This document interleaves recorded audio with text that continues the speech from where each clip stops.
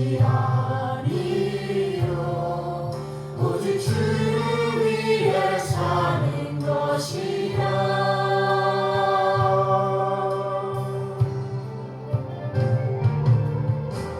주의 손에 나의 손을 포개고 또 주의 발에 나의 발을 포개고 나 주와 함께 죽고 또 주와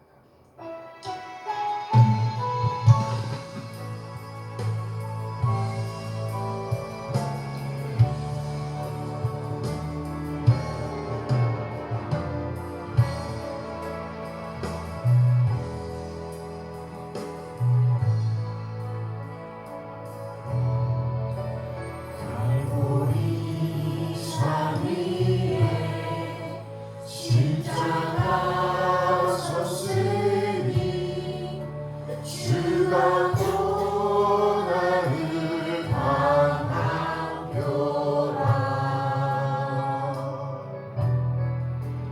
험한 십자가를 내가 사랑하는 주가 보혈을 흘리리라.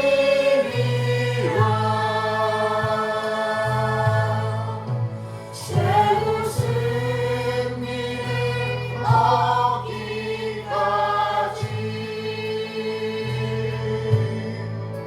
주의 십자가 사랑하리.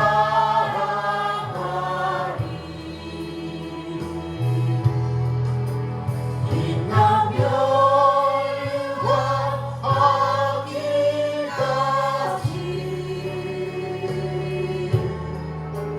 험한 십자가 붙들겠네.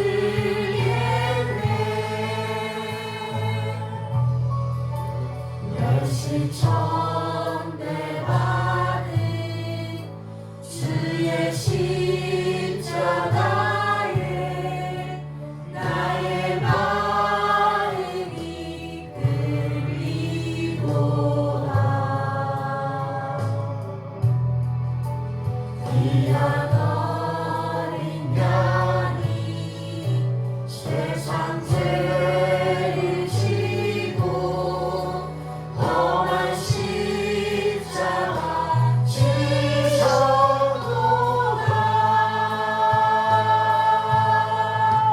최후 승리를 얻기까지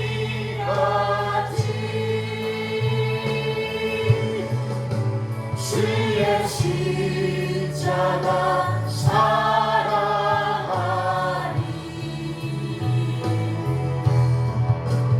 빛나며 얻기까지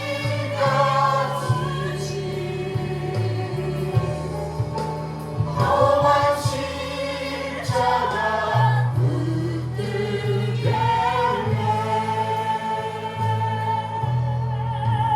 험한 십자가에 주가 흘린 피를 믿는 마음으로 바라보니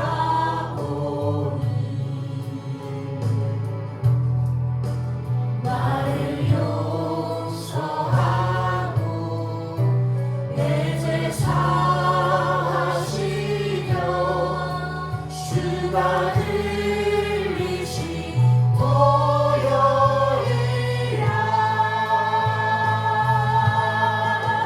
최후 승리를 얻기까지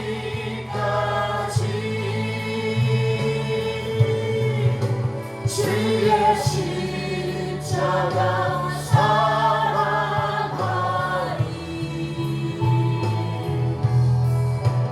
빛나며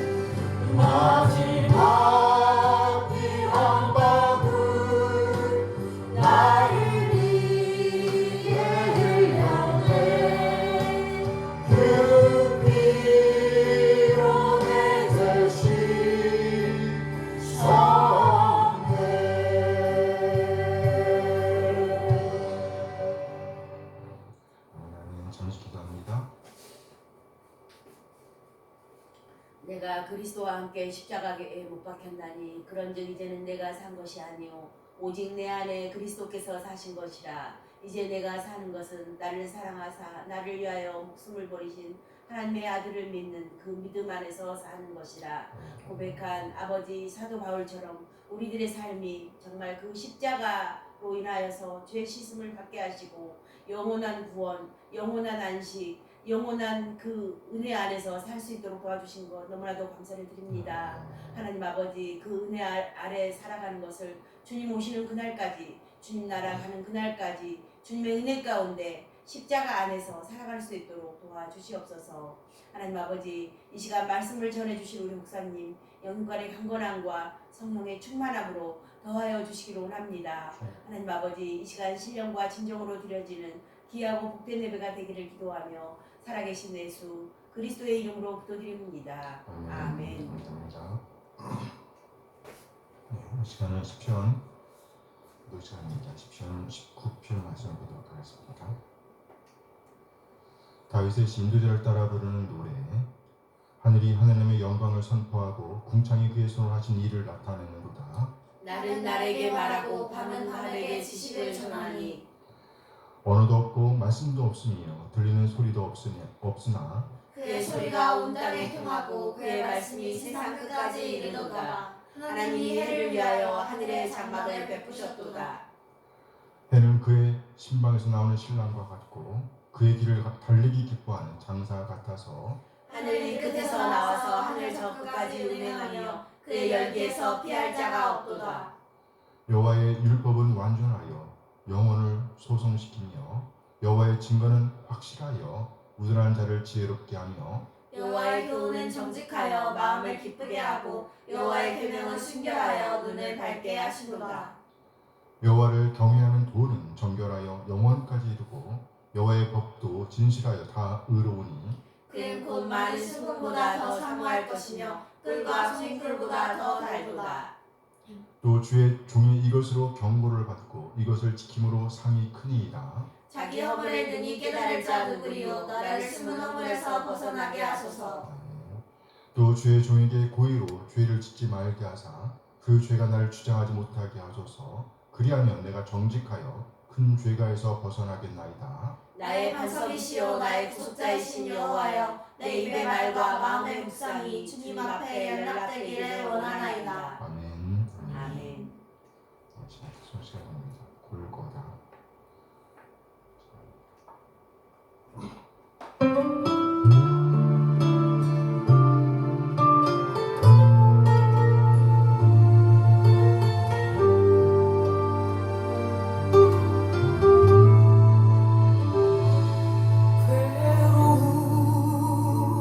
골짜기로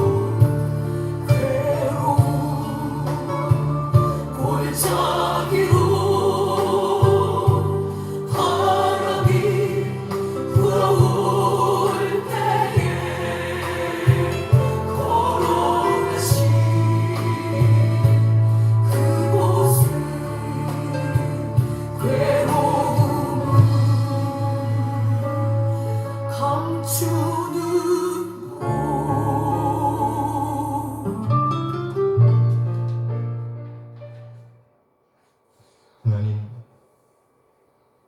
선하신 인도하심에 감사드립니다.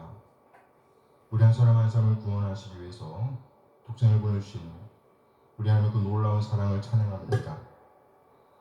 우리 아버지의 뜻에 따라 우리 한 사람 한 사람을 죄와 사망에서 구원하시기 위해서 낮아지시되 완전히 낮아지신 주님, 그래 마침내 진리의 말씀으로 우리를 낳아주신 우리 주 예수 그리스도의 다함없는 은혜에 감사드립니다. 아무런 죄도 없으신 주님께서 죄인인 인간처럼 가진 모욕을 당하시고 온갖 고초를 당하시고 더욱이 불법 재판을 받으시고 십자가를 져주신, 그럼에도 저들이 자신들이 하는 짓이 무엇인지 깨닫지 못한다면서 용서를 구하셨던 예수님, 그렇게 처참하게 십자가 위에서 우리가 죽었어야 할 그 죽음을 죽어주신 예수님, 또 사망못을 이기고 사심으로 우리 의인됨을 확증하시고 하늘로 오르셔서 지금도 우리 한 사람 한 사람을 위해 중보하시는 우리 주님의 그 놀라운 은혜를 찬양합니다. 성령 하나님, 독생을 내오신 우리 하나님의 그 놀라운 사랑과 예수님의 그 은혜를 깨닫게 하시며 우리 주님 다시 오실 때까지 하나님 그 놀라운 사랑과 우리 주님의 크신 은혜에 잠겨서 오늘을 살아낼 수 있도록 인도하여 주시옵소서. 그렇게 우리를 인도하실 성령 하나님 인도하심을 찬양합니다. 하나님 그 놀라운 사랑과 은혜 인도하심에 감사하여 우리 자신의 삶을 드리고 헌물을 드리고 시간을 드리고 또 우리의 몸과 마음을 드립니다. 하나님, 우리 지체들의 기름을 받아주시옵소서. 흠명하여 주시옵소서. 우리 하나님의 사랑과 긍휼과 은혜에 적절하게 반응하게 하옵소서. 그리하여 그리스도인됨의 가치를 보존자에게 인도하여 주시옵소서. 하나님, 이 시간 우리 하나님의 말씀을 기다립니다. 우리로 깨닫게 하시고 하나님 되심을 인정하며 하나님의 뜻, 하나님의 옳음을 살아내고자 하는 열정을 주시옵소서. 믿음을 부유한 자로서 믿는 자의 품격을 살아낼 수 있도록 하나님의 사랑과 은혜를 살아낼 수 있도록 인도하여 주시옵소서. 아멘. 감사드리며 우리 주 예수 그리스도의 이름으로 기도합니다. 아멘. 아멘. 환영합니다. 시간은 신앙 고백 시간입니다. 1689년 런던 침례교 신앙 고백서 제21장입니다. 신자의 자유와 양심의 자유에 관하여를 고백하겠습니다. 복음 아래 있는 신자들을 위해서 그리스도께서 값주고 사신 자유는 죄책으로부터의 자유, 하나님의 정죄하신 진노로부터의 자유, 율법의 가혹함과 저주로부터 자유를 얻는 것을 포함하며 현재 약한 세상으로부터의 구원, 사탄의 속박으로부터의 구원, 죄의 지배로부터의 구원, 환난의 괴로움과 죽음의 두려움과 고통으로부터의 구원, 무덤의 승리로부터의 구원, 그리고 영원한 정죄로부터의 구원을 포함한다. 아울러 하나님께 자유를 접근할 수 있는 자유와 노예 같은 두려움이 동기가 아니라 어린아이 같은 사랑과 자발적인 마음이 동기가 되어 하나님께 기꺼이 순종하는 것을 포함하는 것이다. 이 모든 내용은 율법 아래 있던 신자들에게도 공통되는 것이다. 그러나 신약에서의 신자들의 자유는 더욱 확대되었는데 유대교회가 복종하였던 의식적 율법의 멍에에서 자유함을 얻고 대개 율법 아래서 믿던 사람들보다도 더 큰 감명을 가지고 은혜의 부하에 접근할 수 있으며 하나님의 자유하신 영과 더 충만한 교제를 나눌 수 있다. 하나님만이 사람의 양심의 주가 되신다. 하나님은 당신의 말씀에 배치되거나 혹은 말씀이 포함하고 있지 아니한 사람들의 교리나 명령들로부터 인간의 양심을 자유케 하셨다. 그러므로 그와 같은 교리를 믿거나 혹은 그와 같은 명령의 양심을 어기면서 순종하는 것은 참된 양심의 자유를 위반하는 것이다. 그리고 맹목적인 믿음을 강요하거나 절대적이고 맹목적인 순종을 요구하는 것은 양심과 아울러 이성의 자유를 파괴하는 것이다. 신자의 자유를 핑계 삼아서 어떤 죄를 범하거나 혹은 어떤 죄악된 정욕을 품는 것은 복음적 은혜의 중요한 의도를 왜곡하여 자기 자신을 스스로 파멸시키는 사람이요 신자의 자유를 주신 목적을 전적으로 파괴하는 사람이다. 신자에게 자유를 주신 목적은 우리가 모든 원수들의 손에서 구원을 얻어 이의 전 세계를 통하여 아무 두려움 없이 주님 앞에서 거룩함과 의로움으로 섬기게 하는 것이다. 아멘. 아멘. 주님 앞에서 거룩함과 의로움으로 주를 섬기게 하는 것이다. 아멘. 아멘. 오늘 야고보서 2장 1절에서 13절까지의 말씀을 봅니다.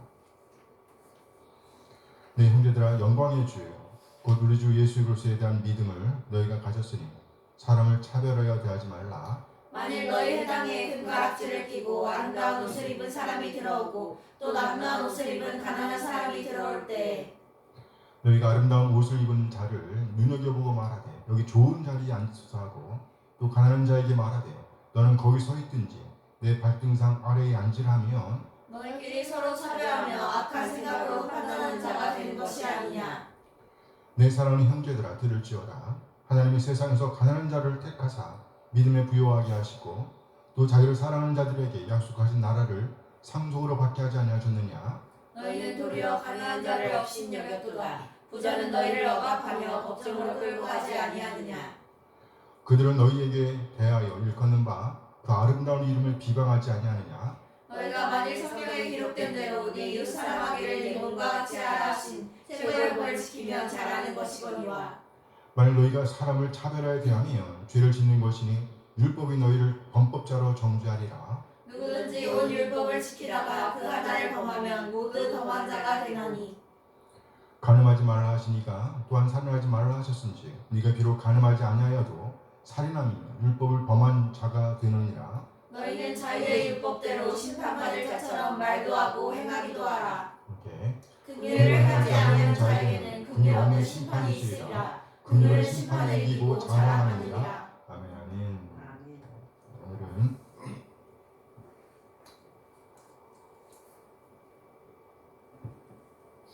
오늘은 종교력을 할 때에 무슨 주의라 그래요? 종료주의. 그래요. 종료주의라는 거예요. 종료주의. 우리 주님께서 우리 한 사람 한 사람의 죄를 담당하시기 위해서 예루살렘에 입성하셨던 것을 기념하자는 거예요. 이때 사람들이 종려나무 가지를 종료가 아니라 종려 나무 이름이에요. 종려나무 가지를 흔들면서 호산나 호산나 다윗의 자손이여 다윗의 이름으로 오시는 이여 호산나 이렇게 환호성을 지르면서 영접했단 말이죠. 그래서 이날을 종료주일로 지키는 거예요. 그리고 이제 내일부터 고난주간, 순환주간으로 기념합니다. 그러면서 온 교회가 다음 주일을 무슨 주일로요? 부활주일로 기념하게 되는 겁니다.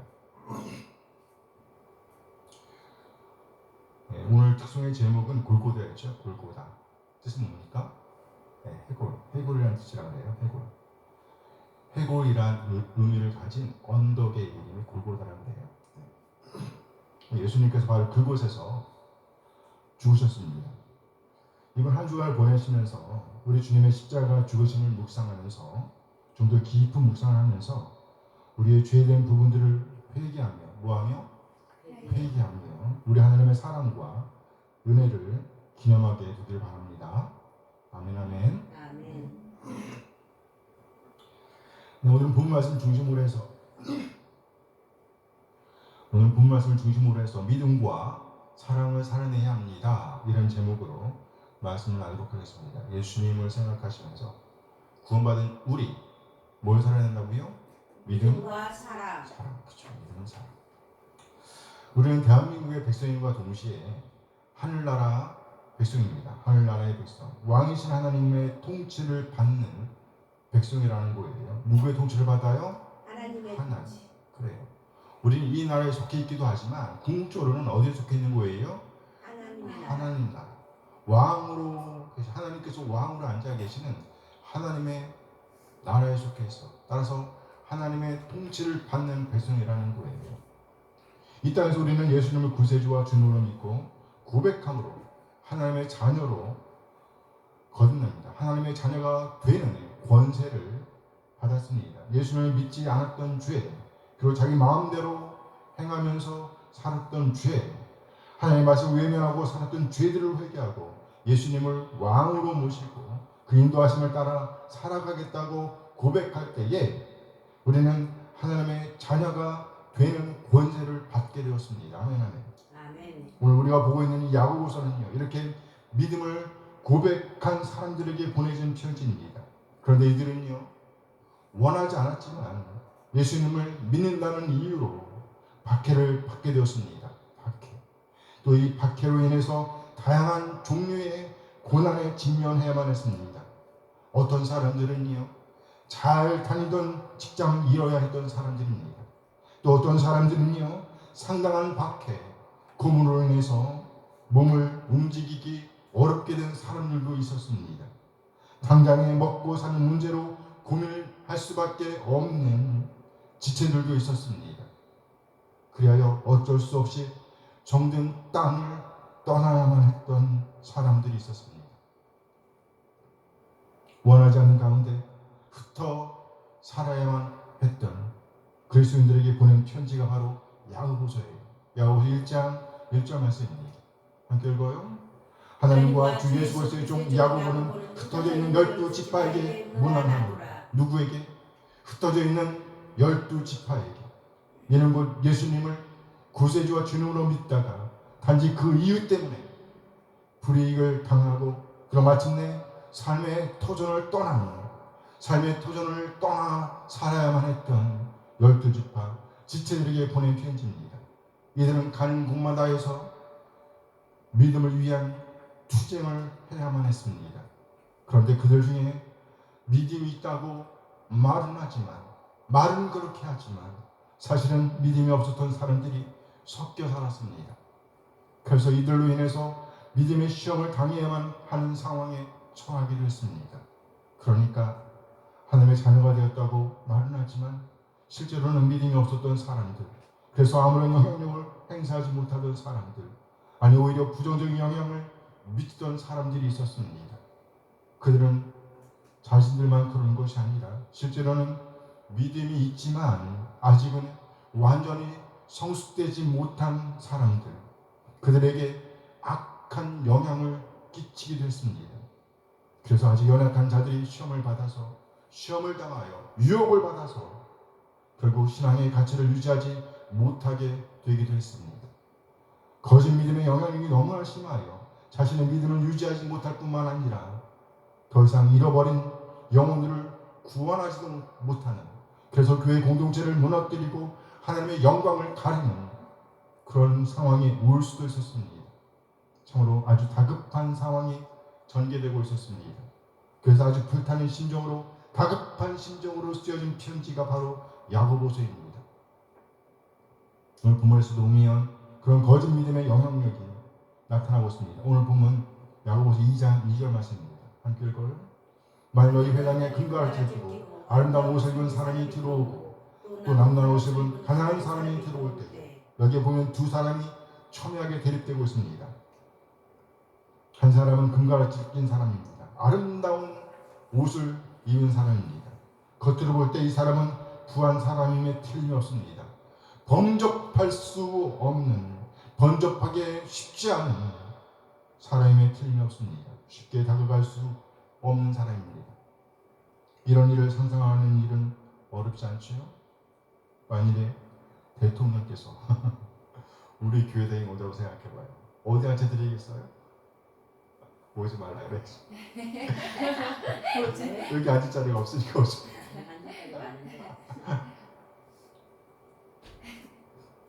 정치, 우리 교회 온다고 생각해봐요. 그 유명한 정치인 우리 교회 온다고 생각해보세요. 큰 교회는 자리가 있으니까 우리 교회 너무 누추하잖아. 그쵸? 아니요. 아니요. 네.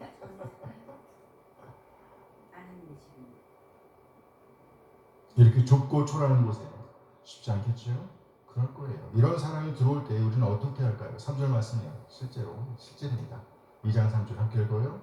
너희가 아름다운 상자를 눈여겨보고 말하라. 여기 좋은 자리에 앉으소서. 또 가난한 자에게 말하되 너는 거기서 있든지 내 발등상 아래에 앉으라. 이렇게 할 수 있다는 얘기예요? 없다는 얘기예요? 할 수 있다. 할 수 있다는 말이죠. 여기 회당은요, 지금으로 말하면 교회당이라고 봐도 좋아요. 회당, 교회당. 실제로 이스라엘에는 성전이 몇 개 있습니까? 이스라엘 백성들에게 성전이 몇 개예요? 한 개. 한 개죠? 한 개. 성전을 한 개씩, 예루살렘 성전 한 개 했단 말이에요. 그 전에 수륙받아서 헬라가 성전은 하나예요, 하나. 그래서 교회당은 뭐에 가까운 거예요? 회당. 어찌 보면 회당에 가까운 거예요. 교회는 회당에 가까운 거예요. 실제로 이스라엘의 성전이 예루살렘에 있는 성전 하나밖에 없기 때문이에요. 따라서 오늘날의 교회당은 성전보다는 회당에 가깝습니다. 이렇게 함께 모여 있는 곳, 지체들이 함께 모여 있는 곳, 곧 교회당에 힘 있는 사람이 왔다고 하면 우리 중 다수는 어쩔 줄 몰라 당황할 것임에 틀림없습니다. 그래서 가장 좋은 자리, 아니 같은 자리라고 할지라도 이렇게 땡 빼고 겁내서 그치요, 깨끗하게 닦아서 준비해 줄 것임에 틀림없습니다. 그리고 다른 한편 가슴이 뛰겠죠. 이유가 뭔가요? 그들에게 뭐가 있기 때문에? 권세. 그렇죠. 권세, 힘이 있기 때문이죠. 이것은 어쩌면 당연한 일일지도 모릅니다. 그 힘에 그저 눌리는 것이죠. 아마 너무 떨려서 말도 제대로 하지 못할지도 모릅니다. 물론 당연히 그래야겠죠. 그렇게 하는 게 당연해요. 그렇죠? 이것 자체가 나쁜 것은 아닙니다. 그런데 문제는요, 가난한 사람, 힘이 없는 사람, 나약한 사람에게는 그렇게 하지 않기 때문에 문제라는 겁니다. 그래서 오늘 성경이 이렇게 말씀하고 있는 거예요. 4절 말씀. 이렇게 한다면 너희끼리 서로 차별하며 악한 생각으로 판단하는 자가 되는 것이 아니냐. 판단하는 자가 되는 것이 아니냐. 한마디로 한다면 이렇게 부한 사람과 가난한 사람을 차별하는 것은 옳지 않다라고 말씀하고 있는 겁니다. 옳지 않다는 거예요. 왜요? 이는 또 다른 불의의 사람들에게 대한 태도 때문입니다. 2절 말씀이죠. 만일 너희가 너희 회당에 금가르치를 끼고 아름다운 옷을 입은 사람이 들어오고, 또 누가 들어와요? 남루한 옷을 가난한 사람, 남루한 옷을 입은 가난한 사람들이 들어올 때에, 그렇다면 그들이 가난한 자들에게는 어떻게 대했을까요? 3절 함께 읽어볼까요?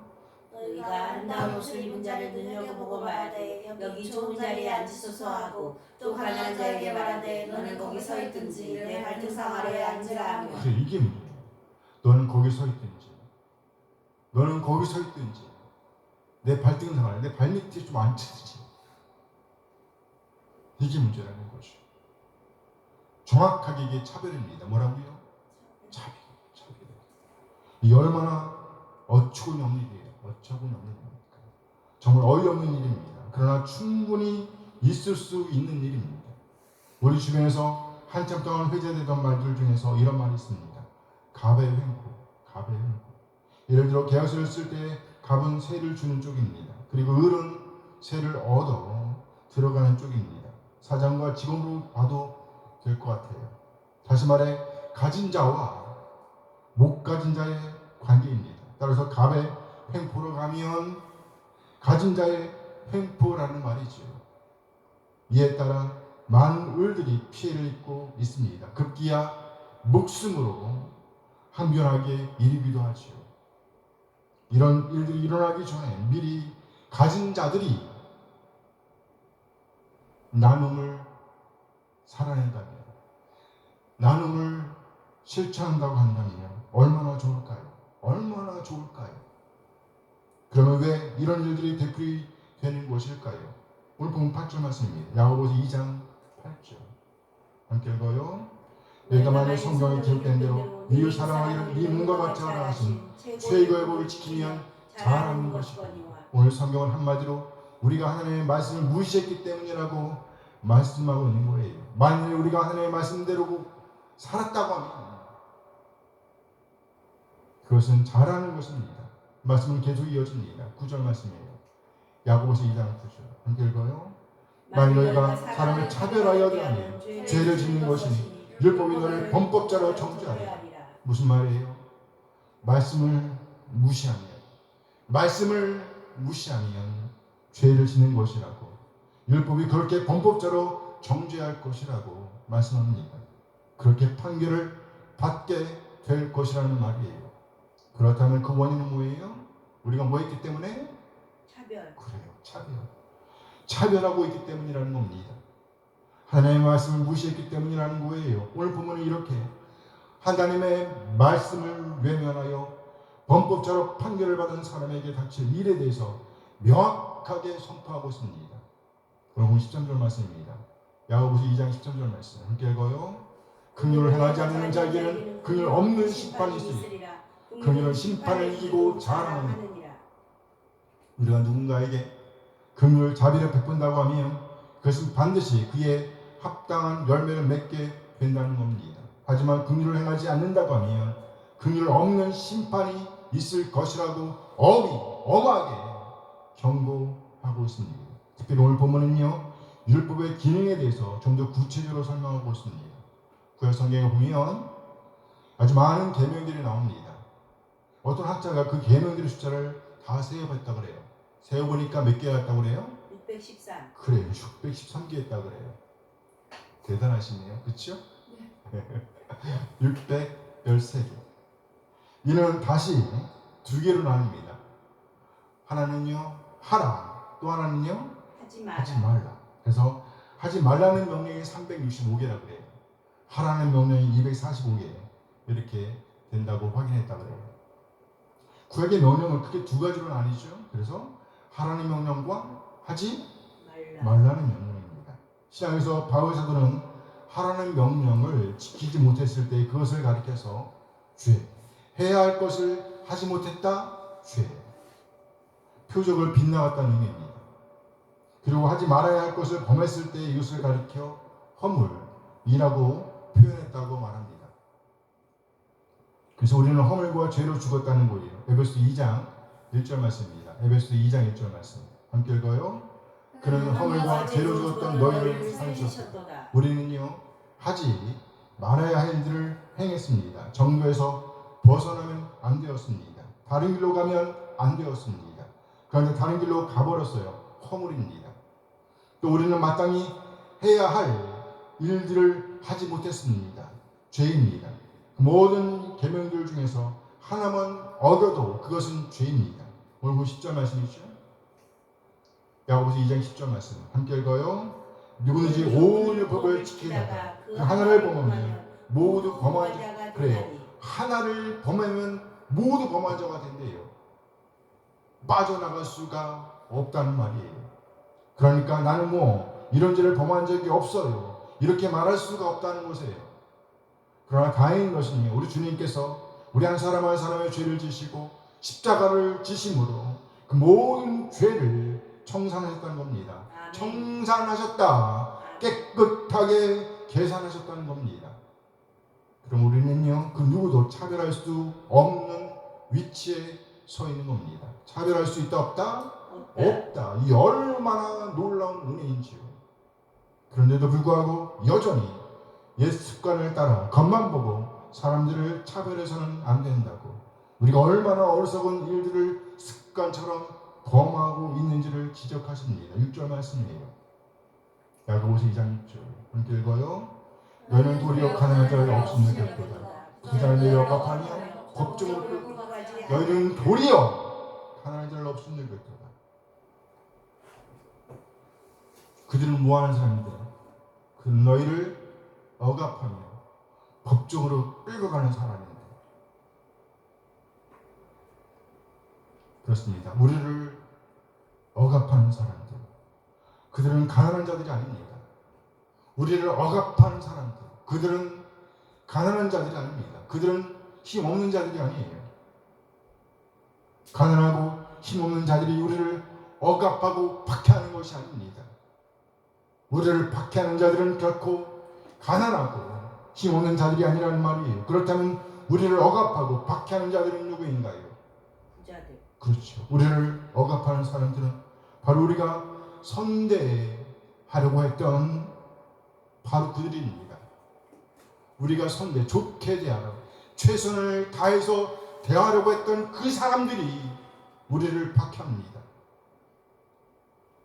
그 사람들이 우리를 억압한다는 말이에요. 그들이 오히려 우리를 억압하며 법정으로 끌고 간다고 지적하고 있습니다. 그럼에도 불구하고 그런 어리석음을 행하고 있다는 겁니다. 남는 옷을 입고 들어오는 가난한 사람들을 여전히 차별하여 대하고 있다고 도전하고 있는 겁니다.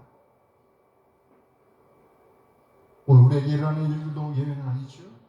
우리가 서로 차별한 것 때문에 악순환의 고리가 계속되고 있는 겁니다.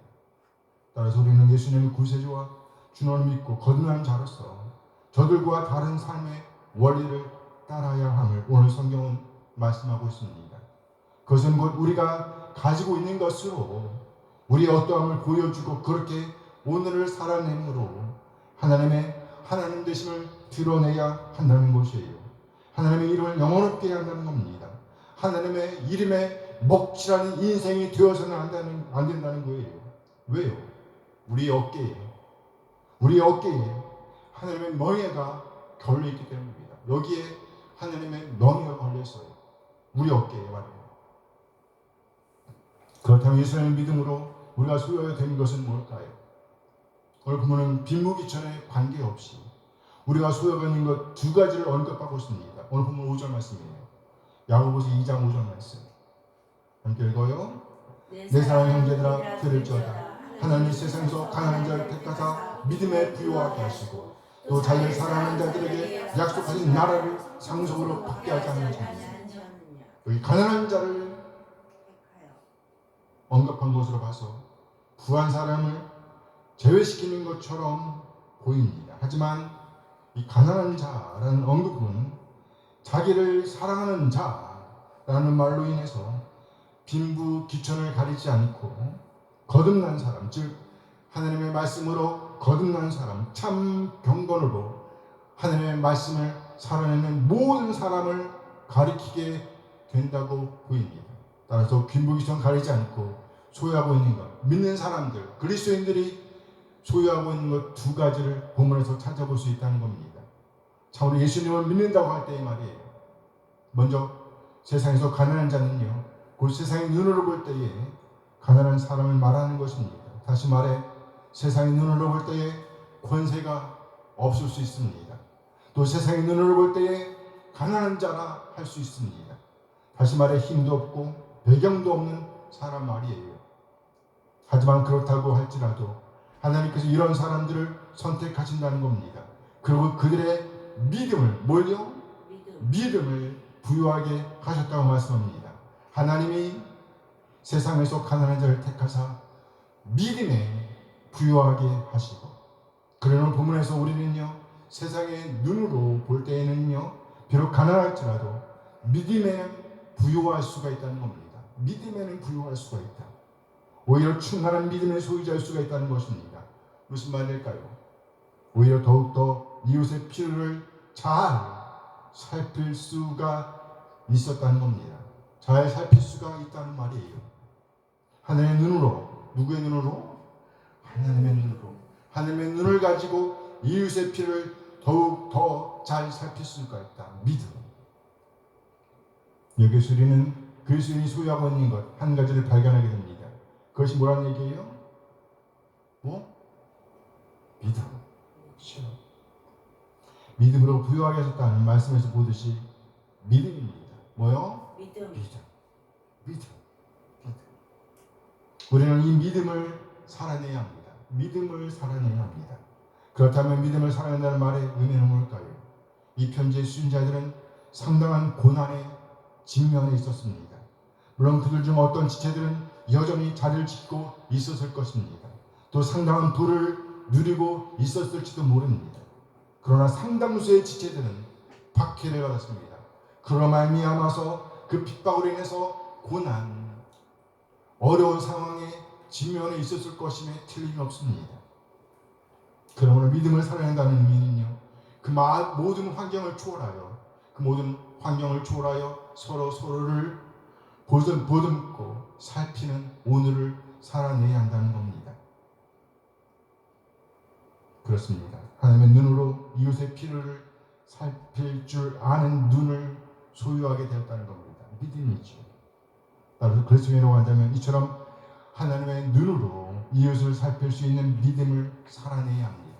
믿음을 살아내야 합니다. 우리 한 사람 한 사람 이렇게 하나님의 눈으로 우리 이웃의 필요를 볼 줄 아는 그런 사람, 참으로 믿음이 부유한 사람들이 되어지길 소원합니다. 그렇습니다. 그리스도인처럼 자신의 형편에 관계없이 자신의 형편을 초월하여 믿음에 부유할 수가 있습니다. 고아의 아버지라고 불렸던 조지 밀러라는 분이 있었습니다. 그는 1805년 세무관 아들로 태어났습니다. 그의 어린 시절은 그리 아름답지 않았다고 그래요. 소위 말하는 문제아였습니다. 문제아.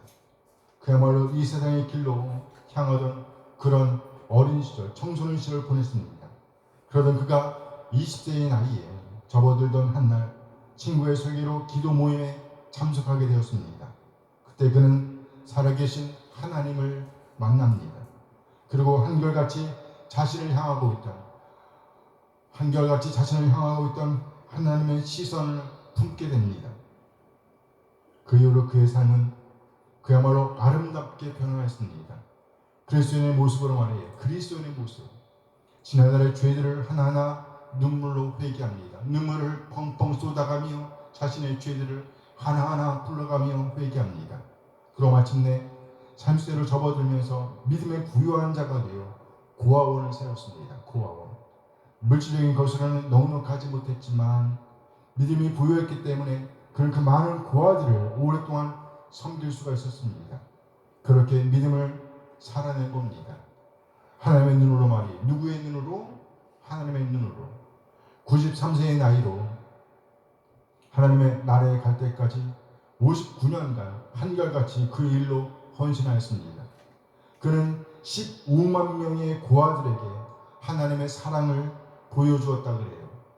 이 얼마나 감사한 일인지요. 그는 하나님께 5만 번, 몇 번이요?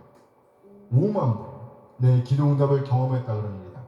그는 참으로 믿음의 부유한 자로서 하나님의 눈을 갖고 이웃의 필요를 볼 수 있었기에 하나님께서 그의 기도를 외면하시지 않았던 겁니다. 결코 자기 자신의 필요만을 위해서 기도하는 것이 아니었습니다. 그렇다면 이는 오로지 조지 밀러만 할 수 있는 일일까요? 조지 밀러만 이런 일을 할 수 있을까요? 아니죠.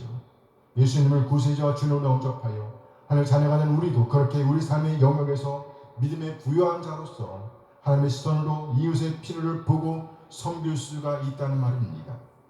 그렇게 믿음을 살아낼 수가 있습니다. 이 시간 그에 대한 소망을 품게 되길 소원합니다. 하나님, 우리도 그렇게 우리 하나님의 눈으로 우리 이웃들을 살피고 그들의 필요를 손에 들고 하나님께 나아가는 하나님의 사람들, 믿음이 부유한 사람들이 되어지길 소원합니다. 믿음을 살아내길 소원합니다. 비록 세상의 눈으로 볼 때에는 가난할지라도 믿음에는 꼭 부유한 사람으로 인정받게 되길 바랍니다. 아멘.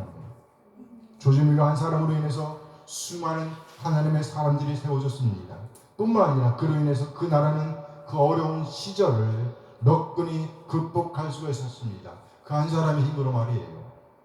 그렇습니다. 우리가 참으로 하나님의 눈으로 이 세상의 필요를 볼 수 있다고 한다면, 하나님의 눈으로 우리 이웃을 살피고 믿음을 살아낼 수만 있다면, 그것은 하나님의 나라를 부강하게 세우는, 잃어버린 영혼들을 구원하는 공동체로 거듭나게 될 것입니다.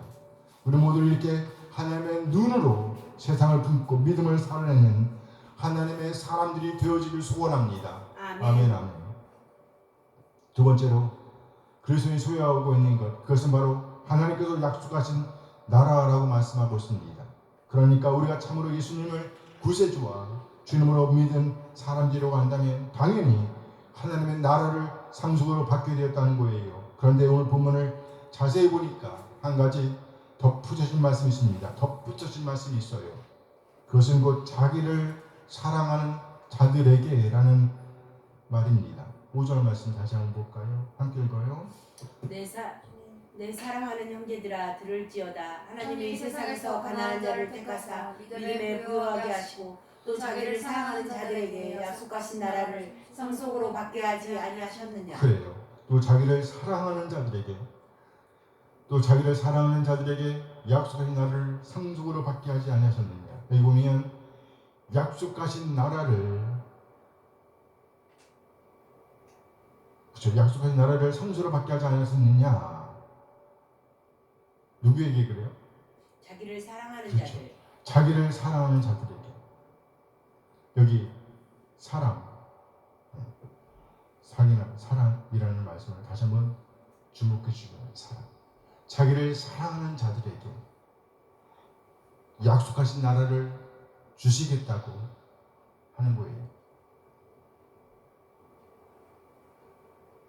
그러니까 다시 한번 주목해. 사랑. 뭐요? 사랑. 믿음이 부여하다는 것, 믿음을 살아낸다는 것은요, 우리 이웃의 필요를 볼 때에 하나님의 눈으로 보고 살피는 것이라고 할 수 있습니다. 이것이 곧 믿음을 살아내는 겁니다. 이것은 바로 이웃에 대한 사랑이죠. 그런데 한 걸음 더 나아가야 합니다. 물론 우리는 무엇보다 먼저 우리 이웃의 필요에 민감한 사람들이 되어야 합니다. 왜냐하면 우리 옆에 있는 지체들, 우리와 함께 살아가고 있는 지체들을 사랑하지도 못하면서 하나님을 사랑할 수는 없기 때문이에요. 우리 지체들을 사랑한다는 것은 곧 하나님께 대한 믿음이 충만한 것을 입증합니다. 하지만 거기에 머물러서는 안 되죠. 한 걸음 더 나아가 우리의 시선은 변함없이 하나님께 맞추어져 있어야 합니다. 누구에게? 하나님께. 본질적으로 우리의 시선이 하나님께로 향해야 한다는 것이에요. 하나님께 맞춰진 시선의 기초에서 우리의 삶이 따라와야 한다는 것입니다. 우리는 하나님의 시선을 의식하지 않으면서도 이웃의 필요를 채워줄 수도 있어요. 하지만 그것만 가지고 믿음이 충만한 사람이다 라고 말할 수는 없습니다. 반드시 우리의 시선이 하나님께 고정되어줘야 비로소 우리의 믿음을 살아낼 수가 있는 겁니다. 이렇게 하여 우리가 하나님 나라를 상속받은 사람이라는 것이 입증된 겁니다. 이때 강조된 단어가 바로 뭐예요? 사랑이라는 단어입니다. 사랑은 결코 추상적인 어떤 개념이 아닙니다. 사랑은 구체적인 행동을 의미하는 겁니다. 우리 이웃의 필요를 채우는 행동, 그것을 사랑이라고 합니다. 이것을 통해서 우리는 우리의 신앙의 가치를 입증할 수가 있습니다. 궁핍한 사람들, 가난한 사람들, 하루 끼니가 없어서 고통하고 있는 사람들에게 먹을 것을 공급하는 일, 그들에게 일자리를 만들어주는 일, 이런 것들이 바로 사랑인 거예요. 나의 도움이 필요한 그 사람, 내가 돌봐야 할 그 사람을 하나님의 눈으로 돌볼 줄 아는 것, 그것이 바로 사랑입니다. 이것을 첫 번째로 언급되었던 믿음을 살아내는 말로 표현할 수 있습니다. 그리고 그러나 하나님 나라를 상속받은 자들의 사랑은 여기에 머무르지 않습니다. 믿음을 살아내는 것에 머무르지 않는다는 말이죠. 반드시 한 걸음 더 나아가야 합니다. 그것은 바로 하나님께 집중하는 겁니다. 누구에게? 하나님을 향하는 거예요. 하나님을 향하는 겁니다. 나를 드러내는 것이 아니라 바로 우리의 왕이신 하나님을 드러내야 한다는 거예요. 바로 하나님을 예배하는 겁니다. 하나님께 영광 돌리는 거예요. 그것이 곧 하나님을 사랑하는 것이죠. 또 자기를 사랑하는 자들에게. 따라서 우리가 소유하고 있는 것, 두 번째는 사랑이라는 말로 표현하셨습니다. 사랑. 이렇게 믿음과 사랑을 살아내는 사람에게 당연하게 주어지는 것, 그것은 종말적인 것으로서의 하나님 나라라고 할 수 있습니다. 물론 하나님 나라라고 하면 하나님께서 왕으로 좌정하고 앉아 계신다는 측면에서 하나님의 왕국을 가리키는 거예요.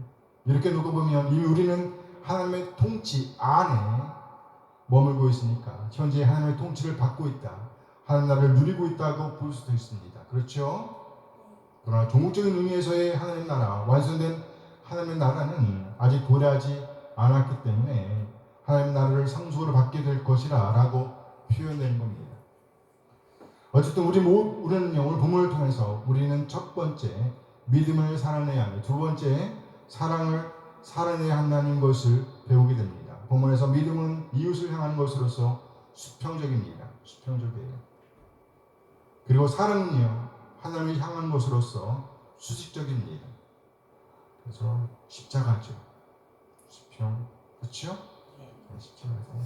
그래서 본문에서 이 사랑의 의미는요, 하나님 예배, 누구요?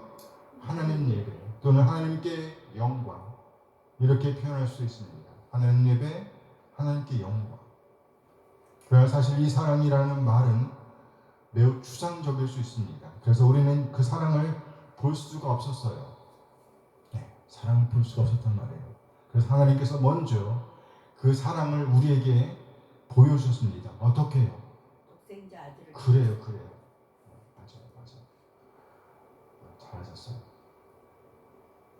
당신의 독생자이신 예수님을 우리 죄를 위한 대속물로 보내주심으로 사랑을 보여주셨습니다. 사랑을 말씀하셨습니다. 예수님을 이 땅에 완전한 사랑으로 보내신 것, 이것이 우리에게 보여주신 하나님의 사랑이었습니다. 하나님의 사랑은 거기에서 멈추지 않았습니다. 그 아들을 보내셔서 우리의 죄를 대속하기 위해 모든 고통을 겪게 하셨습니다. 그 아들을 보내셔서 우리가 당했어야 할 그 고통을 당하게 하셨습니다. 뿐만 아니라 우리를 삼켜버린 그 죽음을 대면하게 하셨습니다. 그렇게 예수님은 우리 죄를 대속하시기 위해서 죽으셨습니다. 우리 하나님의 사랑은 여기에서 한 걸음 더 나아갑니다. 바로 죽음을 이기신 겁니다. 뭘 이겨요? 죽음을 이기셨단 말이에요. 우리 주님은 사망을 이기고 다시 사셨습니다. 이는 곧 우리에게 주어진 약속이기도 합니다. 그래서 우리도 이 귀한 사랑을 살아낼 수가 있게 되었습니다. 이것이 사랑입니다. 이것이 복음이에요. 복음. 우리는 살면서 복음 때문에 핍박을 당할 수도 있습니다. 그리고 심지어 복음 때문에 죽을 수도 있습니다. 하지만 놀라운 약속을 보여주셨습니다. 그것은 곧 죽음을 이기고 다시 살아난다는 것입니다. 할렐루야. 아멘. 이것은 곧 사랑의 승리를 우리에게 보여주신 것입니다. 이것이 복음이고 그리고 이것이 사랑입니다. 우리가 참으로 예수님을 구세주와 주님으로 믿어 하는 자녀로 거듭났다고 한다면 바로 이 사랑을 살아낼 수 있는 위치에 서게 되었다는 겁니다. 이것이 바로 하나님을 사랑하는 것입니다. 이렇게 하는 자들에게 바로 하나님의 나라가 약속되어 있다는 거예요. 이 사랑은 믿음과 더불어 우리 이웃의 필요를 채우는 것으로 구체화됩니다. 그리고 동시에 하나님을 향하는 거예요. 하나님을 향하는 것. 하나님께 영광 돌리는 것. 절대로 하나님의 영광을 가로채지 않습니다. 하나님께 드려야 할 예배를 멈추지 않습니다. 하나님께 드려야 할 섬김을 멈추지 않습니다. 하나님께 드려야 할 헌신을 멈추지 않습니다. 다시 말해 하나님의 이름을 영원롭게 하는 일이 우선이라는 거예요. 하나님의 말씀에 귀를 기울이는 것이 먼저라는 것이에요. 어떤 의미에서 우리가 함께 모여 할 예배하는 것은 그 무엇으로도 대체될 수가 없습니다. 시간 잠시 주보를 봐주세요. 주보 3면 어때요? 일주일에 한 번씩 주보 보시죠? 이 주보를 만드는데 시간이 적지 않게 걸려요. 주보 3면 오른쪽 밑에 보면 무슨 내용이 나와 있는 게 있죠? 우리가 매월 정기적으로 약간의 헌금을 보내고 있는 곳들이 있습니다. 아셨어요? 아셨겠지. 진정한 믿음과 사랑을 살아내는 그리스도인, 우리 교회의 지체로 한다면 이 나눔에 동참하는 것으로부터 믿음과 사랑을 살아내는 오늘을 시작하시길 부탁드립니다. 많이도 말고 한 곳에 1,000원씩 할 수 있죠? 1,000원씩 한 달에 한 번씩 한 곳에 1,000원씩 만 지정해서 보내는 것으로부터 시작하시길 부탁드립니다. 우리는 누구도 1,000원씩도 동참할 수 없는 지체는 없을 것이라고 생각합니다. 꼭 이름을 써서 동참해 주시기 바랍니다. 그러면서 마음을 다해서 잠깐만이라도 이 단체들을, 우리가 후원하는 이분들을 위해서 단체나 선교사님들, 목사님들을 위해서 기도하는 시간을 가져주시기 바라요.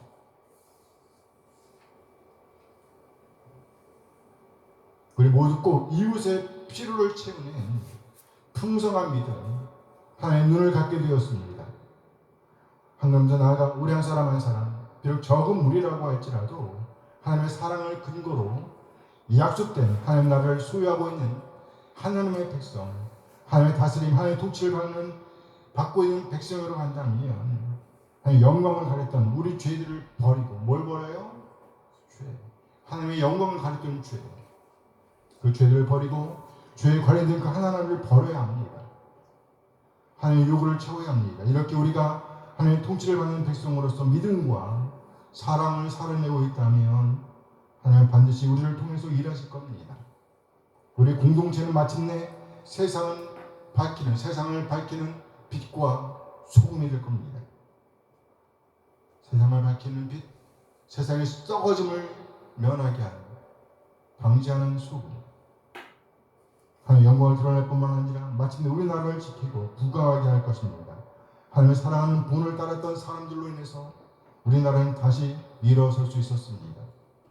그 한 사람 한 사람의 헌신들로 말미암아 우리나라는 지금에 이르렀습니다. 이제 우리의 차례가 되었어요. 우리 차례입니다. 우리 한 사람 한 사람 무엇보다 먼저 하나님의 눈으로 우리 이웃의 필요를 볼 줄 알게 되길 소원합니다. 믿음을 살아내야 합니다. 그리고 한 걸음 더 나아가서 우리에 대한 하나님의 요구를 충족시켜야 합니다. 사랑을 살아내야 합니다. 사랑을 살아내므로 하나님의 영광을 드러내야 합니다. 아멘, 아멘. 아멘. 우리 모두 더 이상 거짓 믿음에 미혹당하지 않는 점점 더 성숙을 향하여 진보하는 신앙이 이미 소유한 것들, 곧 믿음과 사랑을 잘 살아내는, 그래서 우리 믿음의 가치를 입증하는 우리 한 사람 한 사람 되어지길 간절히 소원합니다. 아멘. 아멘. 기도하시겠습니다. 내 사랑하는 형제들아 들을지어다. 하나님이 세상에서 가난한 자를 택하사 믿음에 부유하게 하시고 또 자기를 사랑하는 자들에게 약속하신 나라를 상속으로 받게 하지 않으셨느냐. 잠시 후 받은 말씀을 생각하시면서 기도하는 시간 같습니다. 기도하시겠습니다.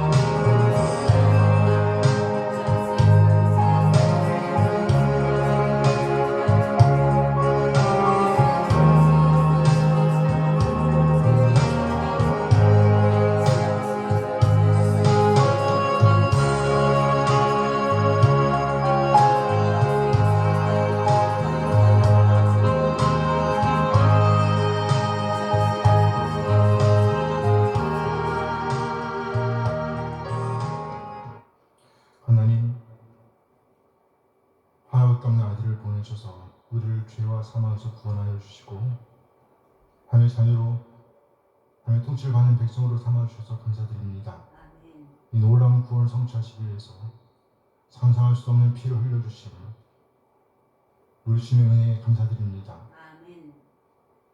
하나님 그 놀라운 사랑과 은혜에 감사드립니다. 우리 믿음의 선조들로 말미암아 이 놀라운 복음이 우리에게도 이르게 되었음에 감사드립니다. 아멘. 나아가 우리에게 풍성한 믿음을 주셔서 믿음을 살아낼 수 있도록 하시는 것 감사드립니다. 아멘. 하나님의 눈으로 우리 이웃을 필요를 채울 수 있도록 하셨는